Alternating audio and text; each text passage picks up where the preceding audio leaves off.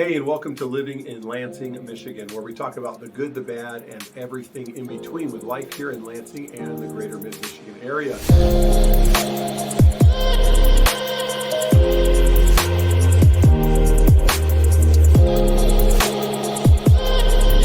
Jump into today's topic, do not forget, subscribe to our channel, like the video, and down below there's a bell. Hit that bell to stay up to date. That'll turn on notifications so that you can keep abreast of all the material that we share about life here in Lansing and the greater Mid-Michigan area. So let's jump in and let's hit on today's topic, which may be really pertinent for many people that are dealing with aging parents, grandparents, or other family members that may be leaving you a house or an estate that you have to manage. Inheriting a home comes with a lot of emotions. It also comes with a lot of decisions. And one of the biggest questions that we're routinely asked for those who are selling a house that they've inherited or is part of a trust or an estate is, do we sell this house as is? Well, the answer is maybe. We're going to dive in today. We're going to talk about, does an as-is sale make the most sense? Should we do some minor improvements? Or should we go all out and invest serious money for serious returns? So stick around. At the end of the video, I'll make my recommendation depending on what market you're in, and we'll talk about the good, the bad, and the optional when it comes to fixing up a house or doing an as-is sale. Okay, so you've inherited a house, or maybe the executor of an estate, and it's your responsibility to make the decisions, possibly even get the work done, and possibly even shell out the money if you want to do repairs. And that big question looming over is, what do we do? Do we sell as-is or not? Well, first, let's start with the definition of what an as-is sale is. First and foremost, as-is means technically we are providing this home in this condition and we intend to make no repairs to either the condition or in regards to updates or other repairs to the property. Now, many of us know in the real estate industry that an as-is sale oftentimes is not as-is. However, if you're dealing with an estate, especially if you're not living close by to manage it yourself, you may choose an as-is sale. We're going to talk about that more in a moment, but let's make sure we truly understand what an as-is sale is. You are saying, I'm going to wash my hands and not deal with this property. What that truly means to a lot of buyers is we as the buyer became responsible for any maintenance, repairs, upgrades, or other issues with the property. That can even include leaving the property full of personal belongings. That can also include simple things like a deep cleaning or the need to get a septic tank pumped. So an as-is sale truly means you don't want to deal with it. And in some cases, that may be best for you, for your family, for the estate. In other cases, that may not be the best scenario. So we know what an as-is sale is. Now let's talk about the pros and the cons of doing an as-is sale. And just remember that in each situation, we have a unique set of criteria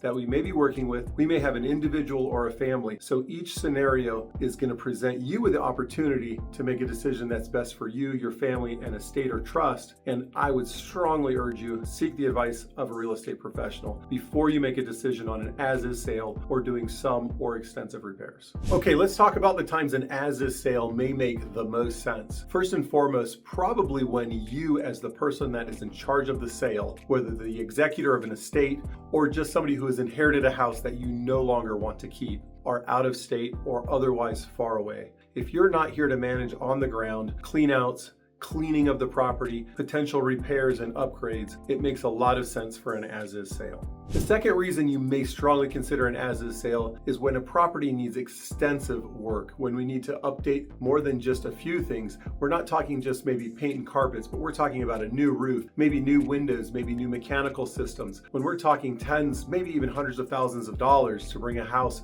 from current condition to good condition, that's another top reason why we may just consider, let's sell as is. Third, we may be in a position where a family just wants to be done. We don't want to invest time or money. Emotionally, it'll be a drain on you or your family to have to invest time and resources to get a house fixed up, to do the work that will help it be more marketable. In those cases where you just want a clean break from the property, an as-is sale makes a lot of sense. Just know you may be trading off some potential profit in the future for the ability to just wash your hands and walk away.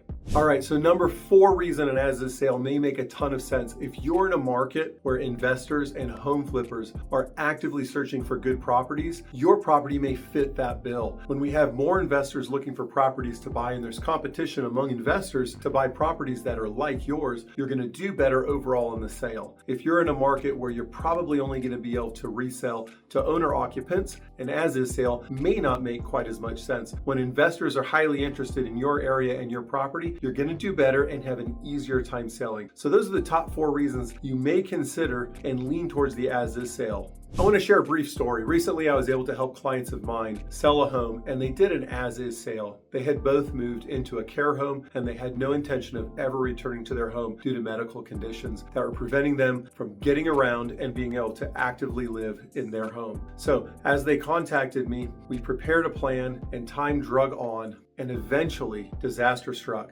A pipe burst during the winter and part of the lower level flooded. Ultimately, we had to do a water restoration, pull out drywall and trim and flooring, and much of the house in the lower level was totally unlivable. At this point, we decided together in consultation that an as-is sale made the most sense. They didn't have the time, energy, or funds to renovate that lower level. So I went to work and found an investor to buy the property as is. We were able to close with a cash offer in short order, and everybody in this scenario won, especially the sellers who still collected a handsome payday, and a happy investor who was able to take that house and ultimately renovate it and bring it back to market as a much nicer fixed up property. Okay, so we've covered some of the reasons you may consider an as-is sale. And just remember, there's no right or wrong here. Every situation is unique, but there are potentially a number of things you should consider where an as-is sale doesn't make sense for you, for your family, for what property you have that you need to get on the market and sold. So first and foremost, the main reason you may skip an as-is sale, you may be leaving tens of thousands of dollars on the table by not making some small investments, or possibly even making some large investments. Again, we are here to guide you,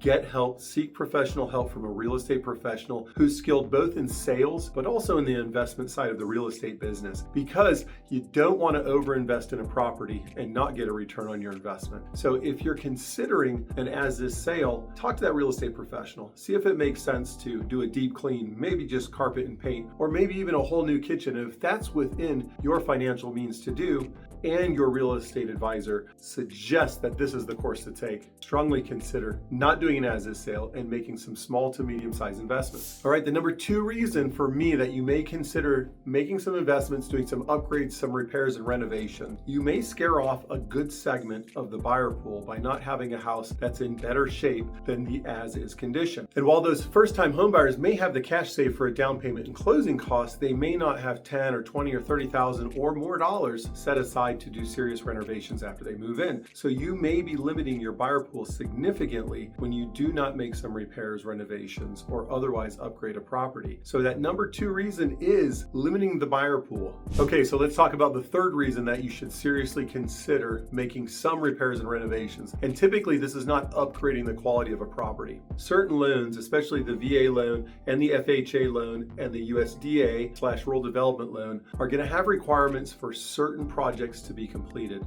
As the appraiser comes through to determine the value of the property attached to one of those mortgages, they're also going to look for certain things. They're going to check mainly for safety issues and also serious structural defects. So if they go into the basement and there's some standing water, or they notice a hole in the roof, or railings are missing off the deck, all of those examples are reasons that a mortgage would not be approved until those repairs are done. If you are in an area where you're selling to a lot of those loan types, you may strongly consider doing some of these repairs ahead of time. Remember, these aren't upgrades to the quality of the property. These are simply fixing and repairing items that we think will be flagged by a home inspector, and more importantly, flagged by the appraiser for a VA, FHA, or rural development loan. Again, consult with your real estate professional. They're going to be able to guide you on what items are likely to be flagged under one of those loan types. Keep in mind, over the last few years, the majority of mortgages in the United States have been conventional, where there's not quite as strict of rules and regulations regarding flooring, repairs, and the condition of the house. However, there are always people buying with those other 3 loan types. Consult your real estate professional to make sure you're making wise decisions, that you're tackling only projects that would need to be done in order for the appraiser on one of those 3 loan types to check off your house as being safe and ready for their mortgage type.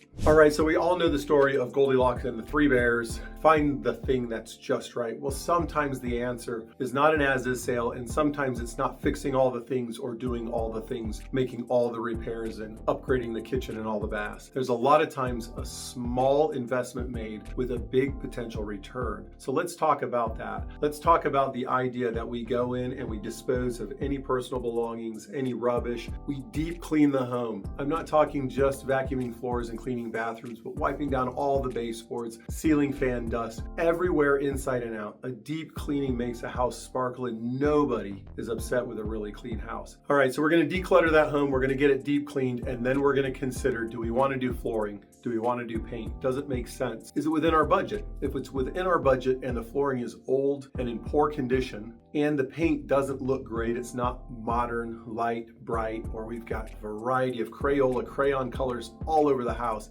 if it's within the budget, it almost always makes sense to do flooring and paint rather than a true as-is sale. There's very few people who will come in and be upset to see fresh, clean flooring, smell that glue from the carpet lay down, and be upset if you put an agreeable gray on the walls. Not everybody's gonna want their house painted agreeable gray, but the beauty of a light and bright color is it makes the house feel more open and spacious, it's more bright, and it's an easy color for somebody to cover up with their own choice of colors when they move in.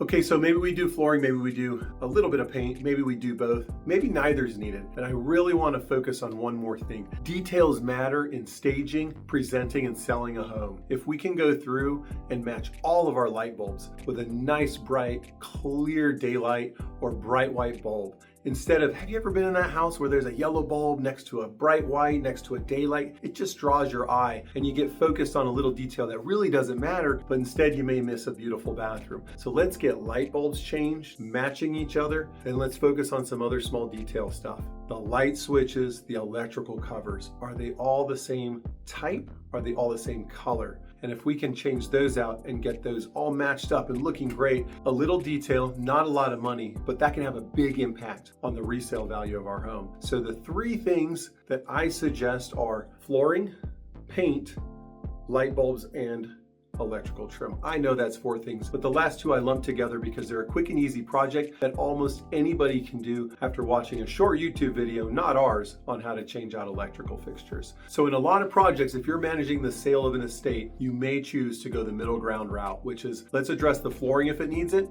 Almost always paint on the walls needs it, and then focus on a few little detail things like matching light bulbs and electrical trim plates and outlet covers. Things of that nature will pay big dividends. So should you sell your estate property as is? The question is, it depends. Like most things in life, there's not a right or wrong answer. Consult with your real estate professional. If they're experienced, they're going to guide you to do what's best in your market. And in our market, we have an extreme shortage of homes. So just about everything priced correctly sells. Pricing correctly is always so important. And the rougher the condition of a property, the more important that pricing takes that into account. So at the end of the day, there is not a right or wrong answer, but the factors to consider whether you do an as-is sale or you make some repairs and some updates, or you go all out with a full renovation, really come down to what's your emotional investment level, what's your access to funds, what's your access to time, and what's your physical location to the property. Are you going to be around and able to manage a job?